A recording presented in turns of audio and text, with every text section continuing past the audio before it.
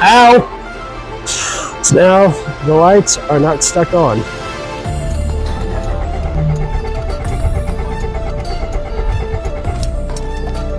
Right, so it is a few days later. We had to wait over Labor Day weekend before we could actually get the fuel pump. So I'm gonna do this roadkill style right here in the parking lot where we left it. So wish me luck.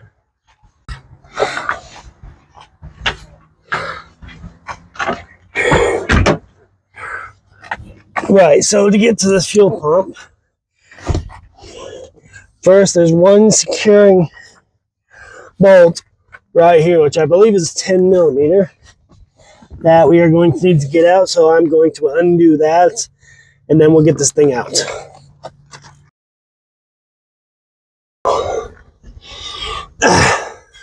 So that little bolt out, I'm going to set that right here. I should just now be able to pull the seat out here.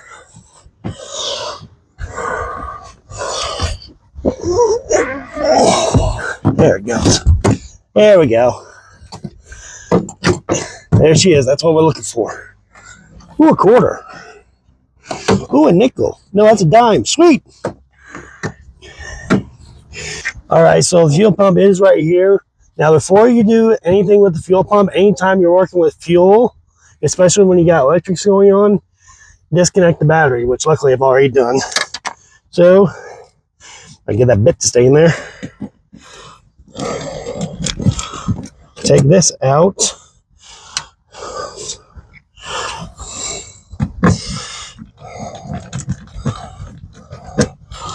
Now I'm going to set these screws. I'll put them in the door right here. Right here, so I know where they are.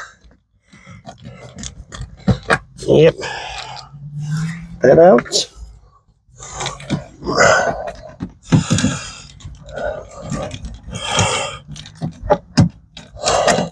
So hopefully now, with those out, we should, maybe. Yep, there she goes. That to the side. I might have to move you guys over here. Oh. Okay, I'll show you guys what we're doing. Yeah, that is quite rusty. I'm gonna try and get this out.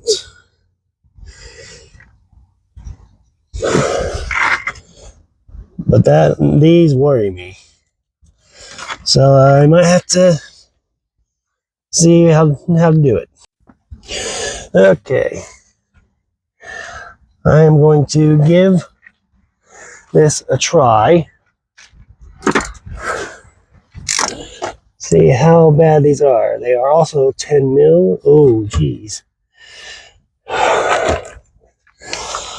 Here we go. Oh, thank goodness.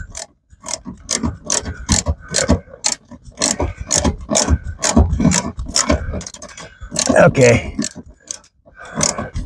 So if this one's coming good, we might be okay.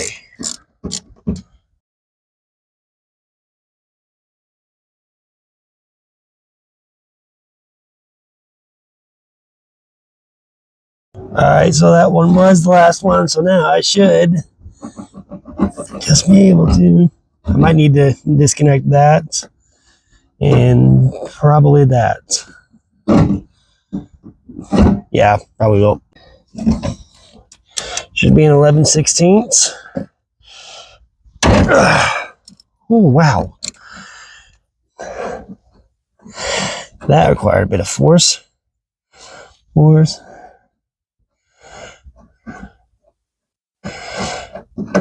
And there is going to be fuel. Let's set that to the side. Actually, no, I'm going to put this over here. because I'm going to open that. I don't want to risk that falling in there. So I'll set that to the side.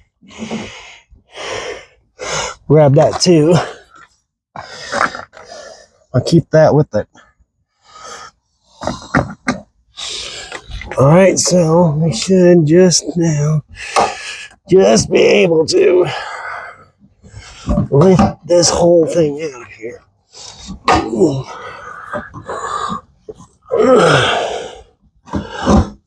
There, here she comes. Maybe. Here she comes.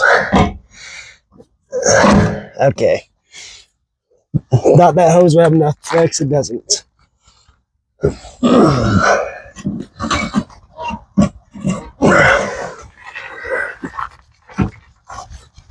that thing is stuck on there. All right, I'm gonna have to pause. Right, so we had a bit of a problem here because, well, it was a very, very, very hot day, and my microphone overheated and stopped recording audio. So I'm gonna have to do the rest of this in voiceover. So let's keep going here. So what you're going to want to do here is there's a hose that goes in between the actual pump and the actual sending unit that you have to get off. And let me tell you, if you've not done one of these before, it's really, really, really difficult. You see those clips right there, because you need a needle nose pliers to get them loose. And on this day, I didn't have any, so I had to use what I had. And I honestly didn't know if I had one, but luckily there was these pair in the truck itself. So yeah, I struggled with this for quite a bit, so I'm not going to waste your guys' time. I'm just going to skip to the part where I actually do get it off.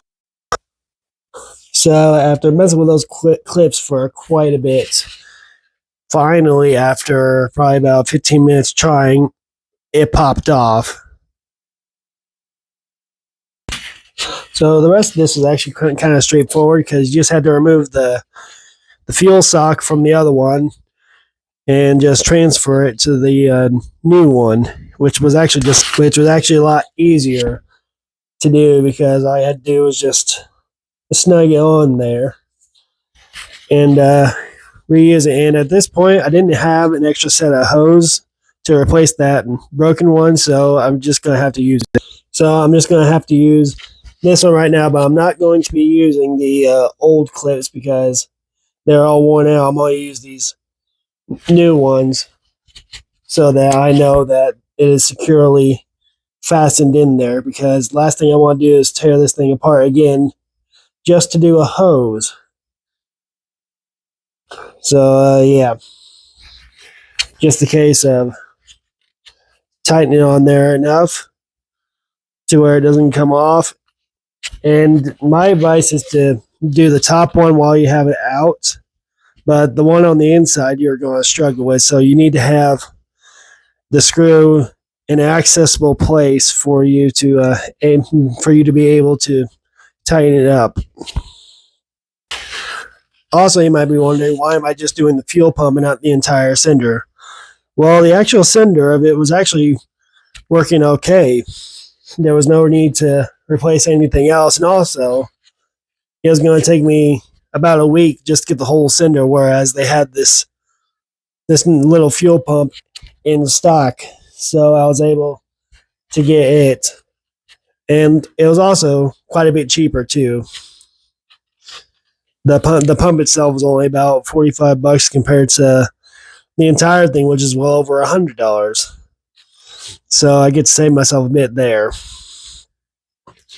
And also, even if this is not the cause of the problem, I'm still going to sleep well knowing that I've got a brand new fuel pump in there. So if anything else goes wrong with the fuel system, I know for sure it's not the pump. Now, the last thing that you need to do is you need to do this electrical clip, because this sends power to the actual pump itself, and it is actually secured in, let me get it here, by this green clip right here. It just slots, and it's supposed to slot in there. and that secures that connector in there so that it doesn't get knocked around by fuel sloshing around in there.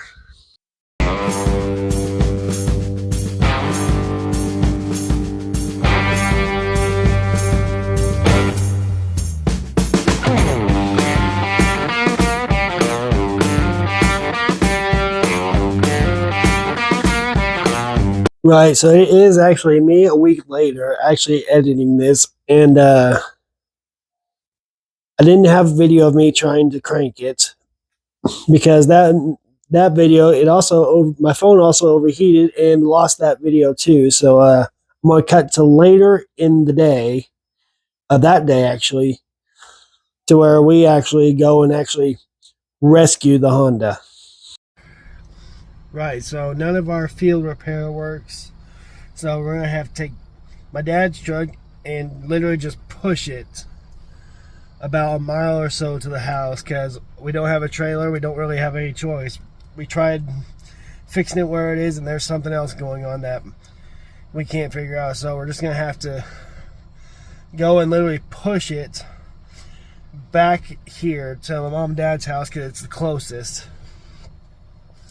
And most of it's downhill. There's like a downhill overpass that we have to go down, but then it goes up and turns, and that's the part I'm worried about caving in the bumper of it. Well, I'd be fine with the caved in bumper, but it's mainly the taillights. I don't want to do lasting damage to it. So we're going to try to push it here and then figure out what's going on with it because nothing's working. So we'll try that. Well, we got back to mom and dad's, and we scraped it a bit with the truck, but nevertheless it is back at the house to where we can finally start to figure out what is going on with this thing. Right, so we got the Honda back, and don't get me wrong, I wanted to record that to show you guys the process of it because it was definitely a process, but unfortunately we have a tight schedule to where we had to focus on getting it back because we really only had tonight to do it. But it's there, and hopefully we should see what's going on with it soon, but we will have to continue this. But until then, make sure to like, subscribe, and I'll see you guys in the next video. Right, so with that